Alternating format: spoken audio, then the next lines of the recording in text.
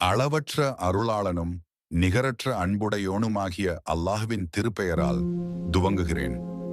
அல்லாஹ் இதயத்தில் முத்திரை வைத்தால் என்ன ஆகும் தெரியுமா? நம்மையே நாமே ஏமாற்றிக் கொள்கிறோமா?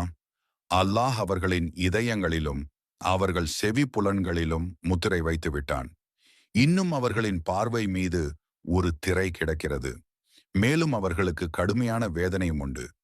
இன்னும் மனிதர்களில் நாங்கள் அல்லாஹ்வின் மீதும் இறுதி தீர்ப்பு நாள் மீதும் ஈமான் நம்பிக்கை கொள்கிறோம் என்று கூறுவோரும் இருக்கின்றனர். ஆனால் உண்மையில் அவர்கள் நம்பிக்கை கொண்டோர் அல்லர்.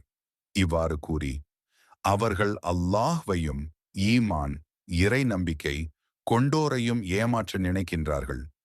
ஆனால் அவர்கள் உண்மையில் தம்மை தாமே ஏமாற்றிக் கொள்கிறார்களே தவிர வேறில்லை. எனினும் அவர்கள் இதை உணர்ந்து கொள்ளவில்லை.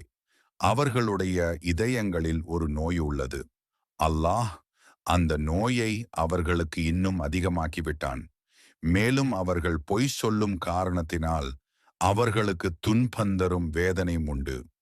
பூமியில் குழப்பத்தை உண்டாக்காதீர்கள் என்று அவர்களிடம் சொல்லப்பட்டால், நிச்சயமாக நாங்கள் தாம் சமாதானவாதிகள் என்று அவர்கள் சொல்கிறார்கள்.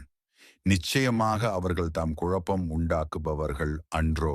ஆனால் அவர்கள் இதை உணர்கிறார்கள் இல்லை.